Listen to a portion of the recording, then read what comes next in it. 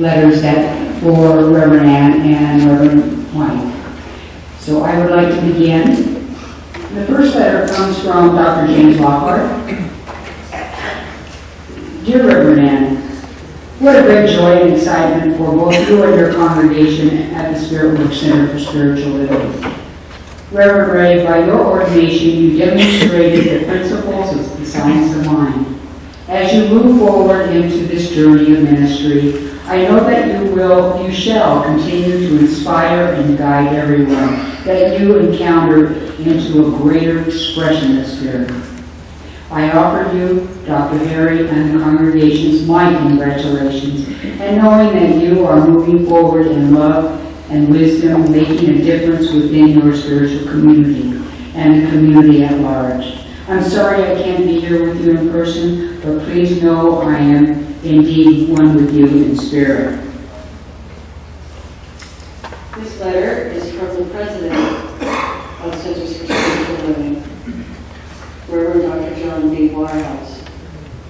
Dearest Reverend Michael, blessings and congratulations to you as you accept the acknowledgement of your ministerial ordination. How wonderful it is to celebrate your abiding dedication to the teaching and practice of truth. It is so right and perfect that you are being honored at this time through this sacred ritual. Your commitment to the revered path of ministry has brought you to this most extraordinary moment in time.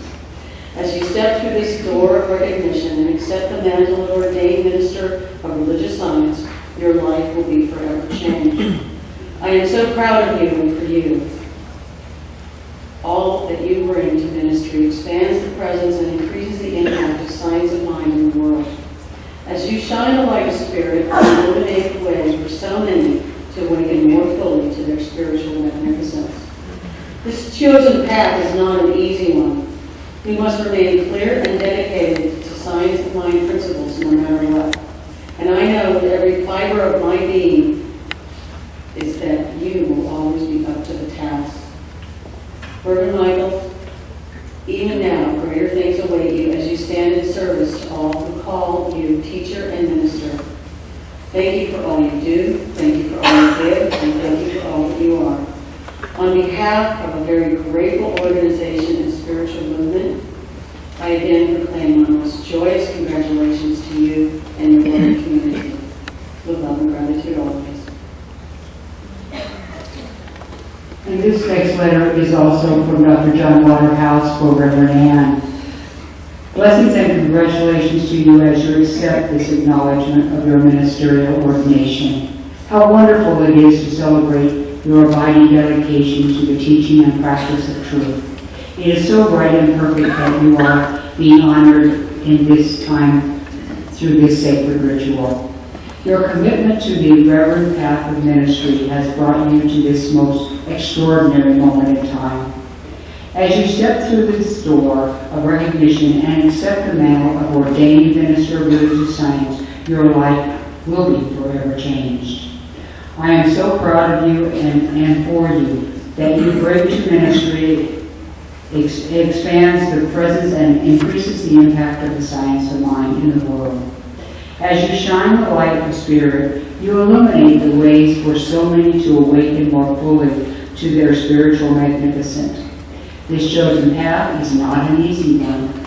We must remain clear and dedicated to the science of mind principles, no matter what.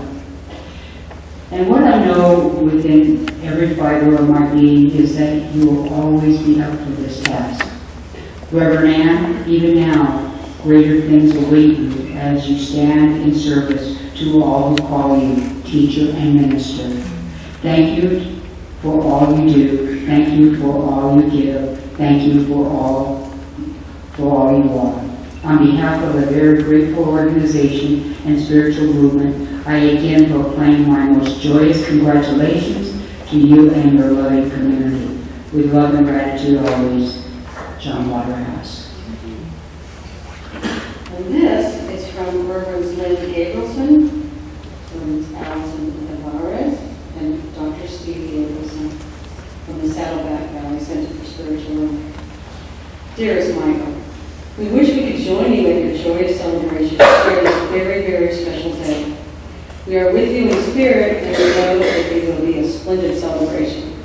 This is truly a special honor and recognition you so deserve. Your loving dedication and strong commitment to live and teach the science of mind principles will continue to shine as the bright light you are. How fortunate your congregation is to have the gifts of your spiritual wisdom and loving awareness. We are sending you our love, congratulations, and a love offering on attaining this noteworthy step in your continuing journey as a committed spiritual leader.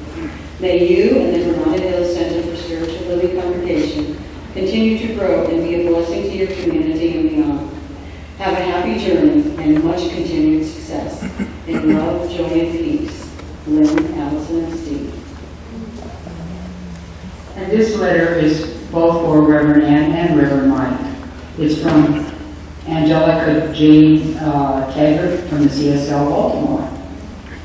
Though we cannot be there in person, the Center for Spiritual Living Baltimore honors Reverend Michael and Reverend Ann as they step into this new adventure called ordination.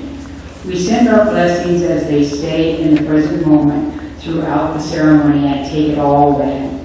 They have worked long and hard for this moment. We celebrate them after the ceremony and see them accepting their accolades with grace and gratitude. And we celebrate the power within them that has brought them to this moment and to the work that is theirs to do. Blessings to all. And this is a card from Dr. Lauren Fox. It says, the best things in life are things, the best things in life are people like you. Dear Michael, you cannot imagine how disappointing it is to not be at your ordination celebration on Sunday. Reverend Mary is equally disappointed, as you know. We will be with you in spirit and blessing you into your new level of dedication and commitment. Well done to you, good sir. You have invested much to right of this glorious day. Our love and prayerful thoughts are with you. Big hugs, Dr. Monica. This is one from Judy Nicely, who is a friend of this community's, and Reverend Ann's, a longtime friend.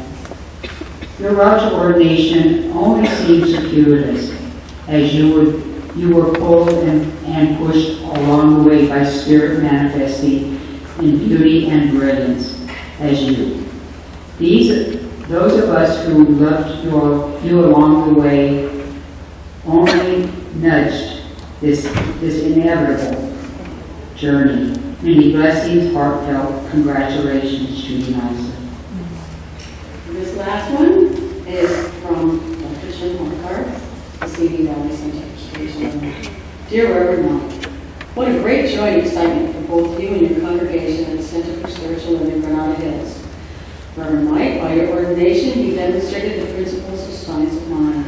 As you move forward into this journey of ministry, I know that you shall continue to inspire and guide everyone that you encounter into a greater expression of spirit. I offer you and the congregation my congratulations, and knowing that you are moving forward in love and wisdom, making a difference within your spiritual community and community at large.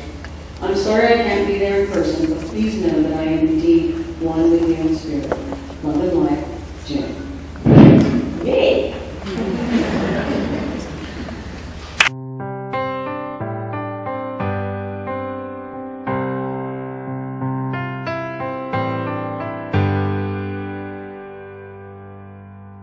And co-pastor of the Center for Spiritual Living in Canada.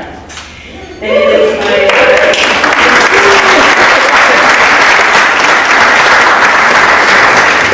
I know that guy there. So.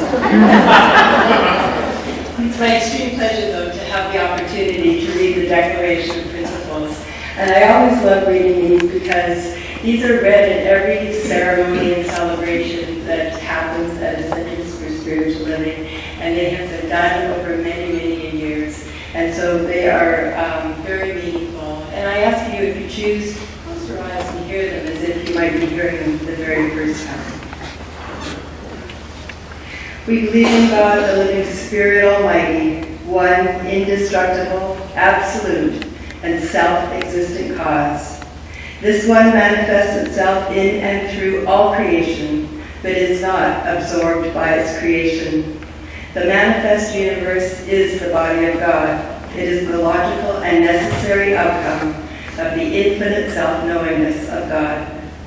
We believe in the individualization of the Spirit in us, and that all people are individualizations of the one Spirit. We believe in the eternality, immortality, and the continuity of the individual soul forever and ever expanding. We believe that heaven is within us and that we experience it to the degree that we become conscious of it. We believe the ultimate goal of life to be a complete freedom from all discord of every nature, and that this goal is sure to be attained by all. We believe in the unity of all life, and that the highest God and the innermost God is one God. We believe that God is personal to all who feel this indwelling presence. We believe in the direct revelation of truth through our intuitive and spiritual nature, and that anyone may become a revealer of truth who lives in close contact with the indwelling God.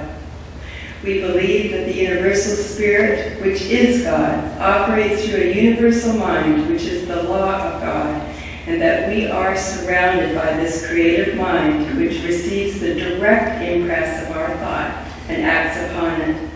We believe in the healing of the sick through the power of this mind. We believe in control of conditions through the power of this mind. We believe in the eternal goodness, the eternal loving kindness, and the eternal givingness of life to all. We believe in our own soul, our own spirit, and our own destiny, for we understand that the life of all is God.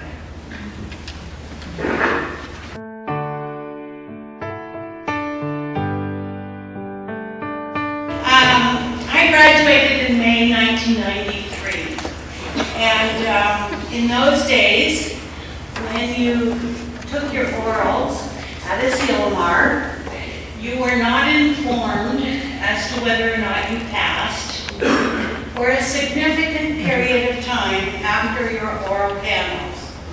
Well, I believed at that time that I did not pass my orals. And so I went off that day after I sat before my panel and disappeared. I disappeared myself from my people, my friends. My friend Marlene and her then husband Larry took me off to dinner at Flaherty's in Carmel because I couldn't face anyone. And we were not to know for at least 3 weeks. And so the next day we left Asilomar, and about noontime the next day I received a phone call from a friend of mine who was a minister who happened to be on an airplane with someone on my panel. And he asked him if I passed or not.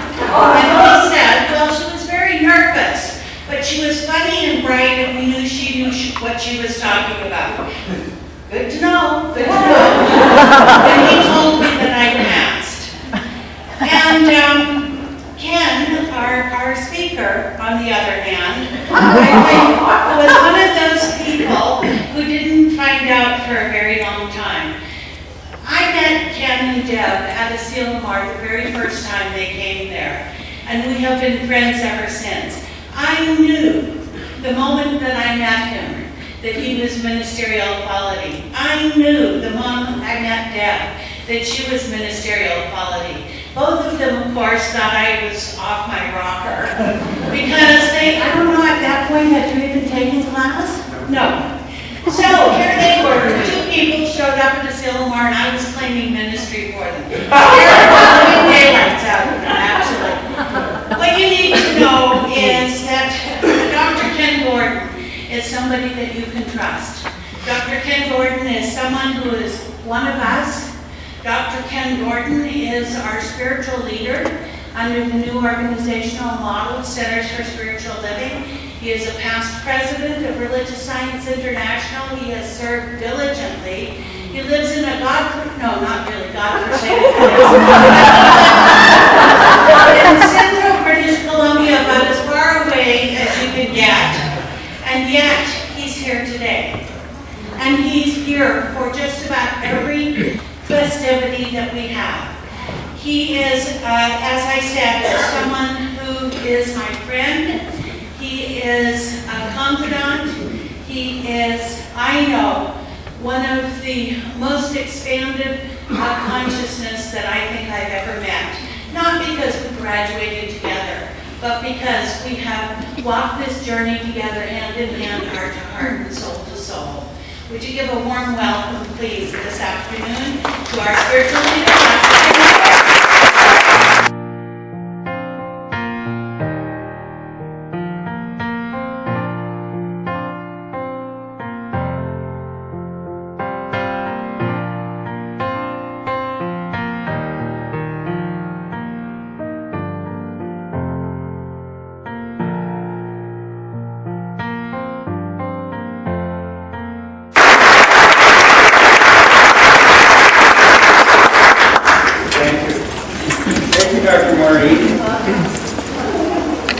I am honored to be here. I came by choice.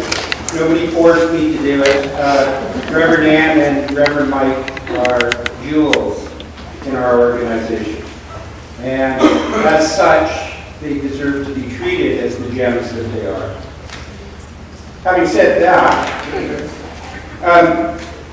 what Dr. Maureen didn't share was she wasn't the only one I remember that chased me around Asilomar grounds to tell me I was going to be a minister.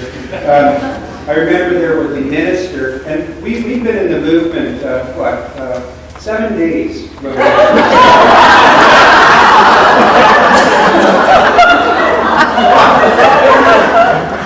Anyone who's nervous can leave now. And actually, we went to Asilomar because back in those days it was cheap. And we were an all-inclusive holiday away from the desert where we were living in California. And so we ended up there. But that's not the story I was going to tell. The story that I was going to tell was sitting at the dining hall at the Asilomar Hall where they have the round tables. And after about 4 or 5 days there, I guess that the Spirit was walking in us. And I remember I was so excited by this teaching and by what I was seeing and by what I was experiencing, which is the community that we call metaphysics and that we call religious science. And I remember this minister who I'd never met before in my life was sitting at the table, and at one particular point she leaned across the table as close to me as she could get, and her name was Reverend Vetta Parkinson. Is that correct? And she leaned across the table and she said, "You are going to be a minister." I was so shook up, I ran away. I'd see her in the future at the dance and I wouldn't go anywhere near her. For about 4 years I avoided her. That was a later transition, bless her, and I quit hiding. True story. Anyway, I want to really let you know what ordination means to me and what it means to our movement. And I want to share it in a way unlike what we're used to saying and what we're used to hearing, as we will during the ceremony itself when we define it to a little bit. One of the things that we teach in this teaching is we teach the individual to give themselves away.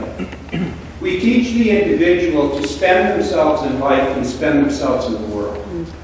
We teach the individual that any withholding of the truth of who they are works against them, not for them. And we teach them that it's impossible to save up who you are so that you can use it on a rainy day like today. And the recognition of ordination for that really is the recognition by your peers in the organization, which means the other ministers, and the acknowledgement that indeed what you are recognized as a person who for the rest of your life is going to give yourself away to humanity. Now, I share this because at the installation process, when we do a ceremony for installation, one of the things that always moves me so deeply is that the ministers that are being installed are standing forward, and we often say it's like being married, but that actually isn't the truth. What it is it's standing forward to their congregations and saying, "I will give myself to you forever."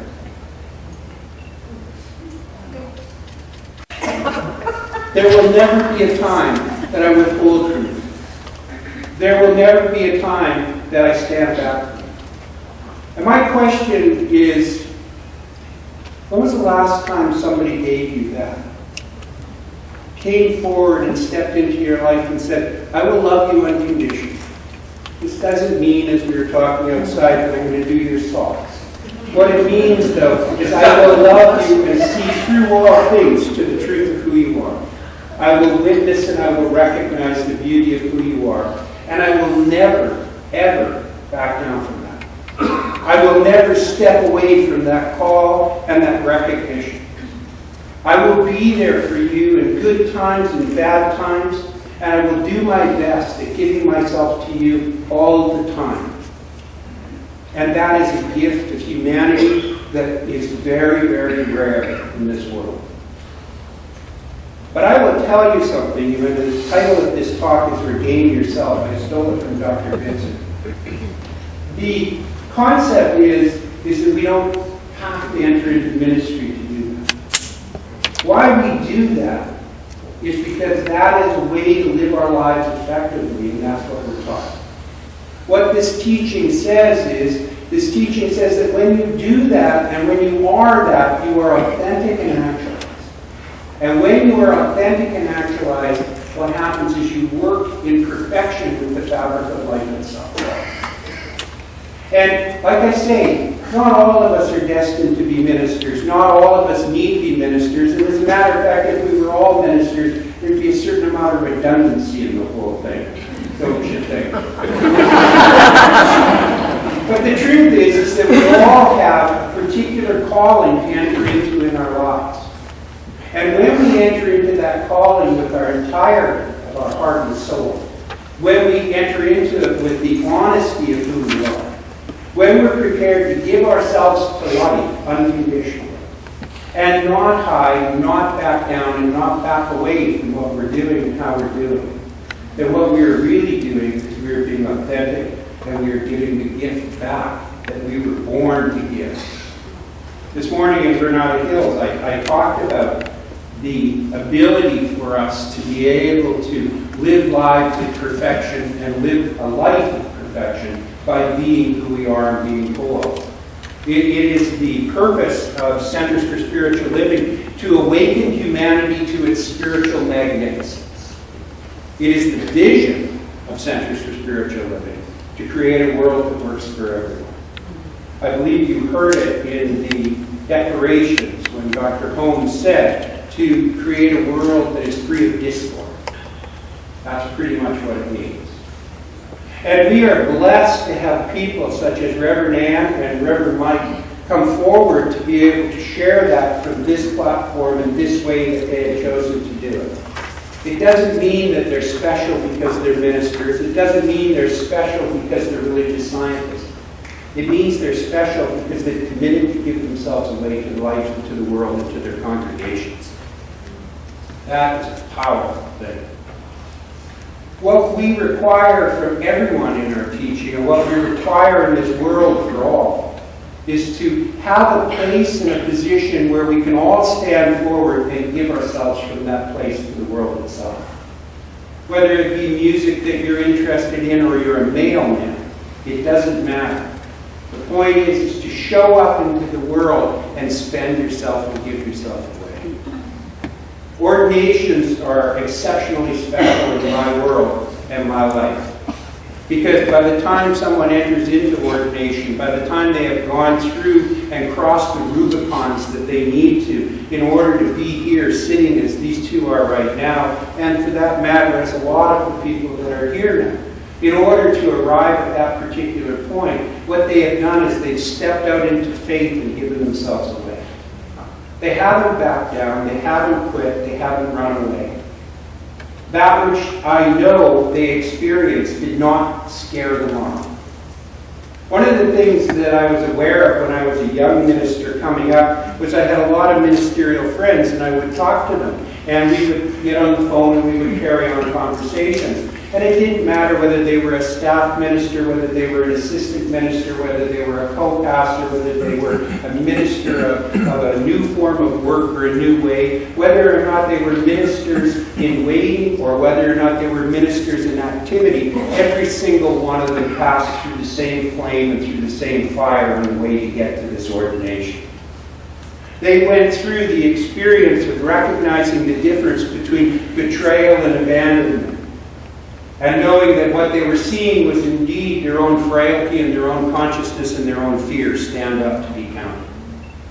They go through the experience of feeling lack and the fear of not having enough. Every one of them went through the experience of feeling fraudulent the first time they put Reverend in front of their names. Seriously. It's like, who the hell said I should be a reverend? What right do I have to put that in front of me? And every one of them took those steps and walked through it. Am I wrong? And that experience of walking through that flame and walking through that fire has brought them to the place of ordination. It's brought them to the place of recognition. And you and I are sitting here watching them over there, and we might be thinking that this is about us recognizing them, but I will tell you who's recognizing them. They are recognizing them. That's the movement, that's the motion, that's the purpose, that's the experience, that's what we're here for. We're here to see this bloop in consciousness that moves forward from this, expand who they are by their own self-recognition. We're here to see them be resonant with what they promised themselves to do throughout their life. And to spend the rest of their time loving you, loving humanity, loving the effect, loving the experience, seeing the goodness in the world and knowing that there's nothing that needs to be fixed, there's only something that needs to be known. What I would have each and every one of us do today is to ordain ourselves in that same fashion. To promise and commit to ourselves that from this moment forward, what we will do is we will live in that knowledge to the best of our ability. And don't kid yourself, it isn't a 24/7 thing. My experience and my recognition and conversation with other people who've been through it is that it doesn't happen, you don't live in it for 24/7. You live in it for 2 minutes and you forget it for 12. You live in it for 2 minutes and you forget it for 12. And you work your way through it, but you never give up on it. And that's what eventually brings you to this honor called ordination, this welcoming and embrasure into this ancestral family that Dr. Maureen said. And that's exactly what this is for us.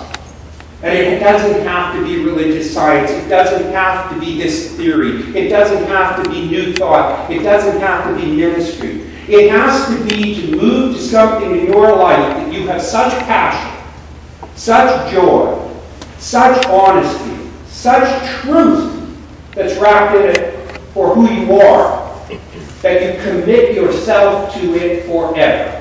Amen. And that you refuse to back away from it and run away from it. You refuse to lay down. You refuse to give it up. It's something that's got more value and more requirement than any other thing in your life. It's something that you could stand up and someone says, boy, are you ever dumb to believe that? And you don't believe them. Because you know it's you. You know it's the reflection of your authentic self. You know it's your own actualized being. This is the calling that you're being given.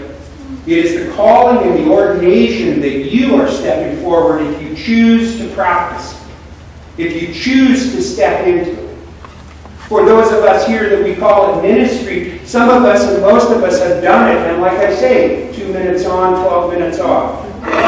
Or 2 minutes on, 24 days off. It doesn't matter. The thing is you pick it back up again and carry on. Tonight, what we're doing, or today, this afternoon, what we're doing, is we are recognizing two people who have done this with their life. I don't know what their experience is. I can only surmise and assume. But my hunch is that it wasn't easy to get to this point.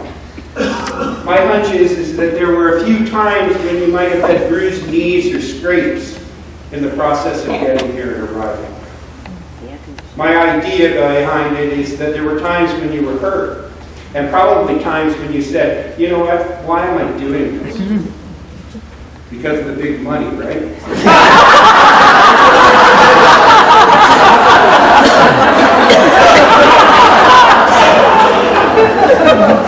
Can we pray hard, please? Mike bought us lunch at Coco's today. I got it at the $4.98 over 55 special. This is the movement, though, is you don't give up. What you do is you keep moving forward. And that's the gift that we have to give to life, because that's the gift that is required from us. Do you know that when we do that, when we act from that point, when we are authentic and actualized, when we actually begin to put that into practice instead of just pretending that we do it, instead of telling other people that we do it and then creating the justifications why we can't do it? How many justifications have you guys had why you shouldn't be in ministry? And the level of pissed offtivity that comes in there. But that's the point, is that you step up and you walk through that. And you quit using the justifications of why you don't have in your life what it is that you were meant to have, what you were born to have, and who you were born to be. Why aren't you the people that you were born to be? Whatever answer comes to your mind is the justification I'm talking about. Whatever reason or purpose pops into your head is the limitation that blocks and stops you from being what you were created for, if in case you aren't. And I'm always careful to say that, because I'm sure there's some avatars that are sitting out there that are perfect just the way that they are. They do it all the time. And I'm always astounded. And that's how come I feel fraudulent using the word reverend sometimes. Because I don't do that, and most of us don't. But I will tell you something. It's possible for you to practice it. These people did. They get to show off as models for the rest of us. Ordination is a deeply spiritual act. This is beyond anything that's ever happened to me in my life. It's my ordination. It was being embraced by a family of choice as opposed to a family of blood.